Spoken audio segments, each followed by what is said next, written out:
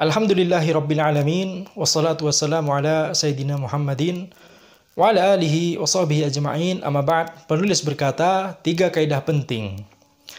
Kaidah pertama, kesalahan yang dilakukan karena tidak tahu hukumnya, lupa, tidak disengaja, atau dipaksa, maka hal tersebut dimaafkan.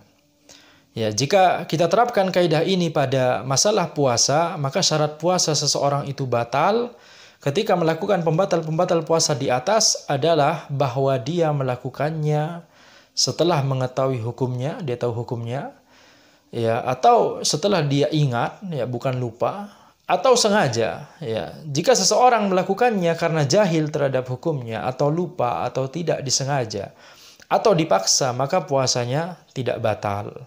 Allah Subhanahu wa taala berfirman, ya walaisa 'alaikum junahum fima akhta'tum bihi walakin ma ta'ammadat qulubukum. Dan tidak ada dosa atas kalian terhadap apa yang kalian tidak sengaja melakukannya, tetapi yang ada dosanya adalah untuk apa yang disengaja oleh hati kalian. Allah Subhanahu wa taala berfirman, Rabbana la tu'akhidhna in nasina aw akhta'na. Wahai Rabb kami, janganlah engkau hukum kami jika kami lupa atau tidak sengaja melakukan kesalahan. Dari Abu Dzar Al-Ghifari radhiyallahu anhu bahwa Nabi sallallahu alaihi wasallam bersabda, "Innallaha tajawaza an ummati al-khata' wan nisyan wa mastukrihu alaih."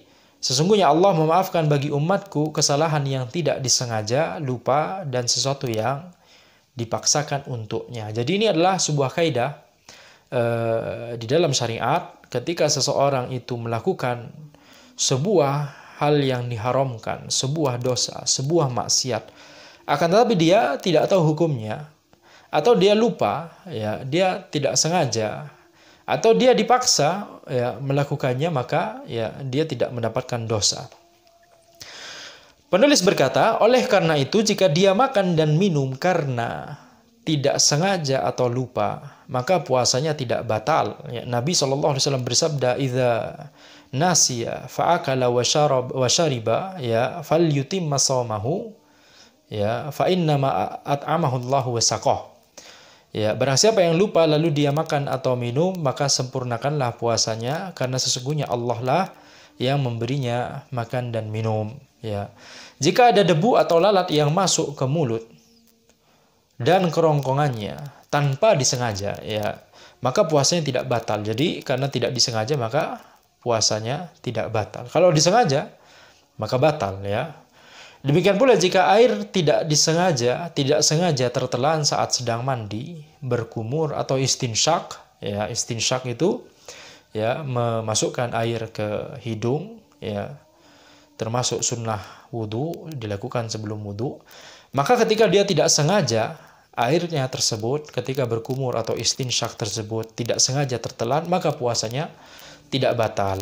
Ya, dari Laqit bin Sabirah radhiyallahu anhu bahwa Nabi sallallahu alaihi wasallam bersabda, "Baligh fil istinsyak illa an takuna sha'ima." Bersungguh-sungguhlah dalam beristinsyak kecuali jika engkau sedang berpuasa. Ya, jadi ini menunjukkan bahwa ya, Nabi Muhammad SAW memerintahkan kita untuk bersungguh-sungguh dalam beristinsyak, kecuali jika engkau sedang berpuasa. Ya, maksudnya adalah supaya kita hati-hati, ya, tidak ada air yang tertelan ketika melakukan istinsyak tersebut. Akan tapi kalau memang misalnya benar-benar tidak disengaja, maka ya itu tidak membatalkan puasanya. Beda hukumnya kalau misalnya orang, ya, sebelum wudu berkumur dan istinsyak, akan tapi kemudian dia sengaja, ya, menelan sedikit airnya, ya, maka itu tentunya puasanya batal, ya. Penting untuk diingat bahwa kaidah ini juga berlaku untuk jima. Ya, jika seseorang melakukan jima di siang hari bulan Ramadan karena tidak tahu hukumnya, lupa, atau dipaksa, maka puasanya tidak batal dan tidak ada baginya qada dan kafarah. Ya.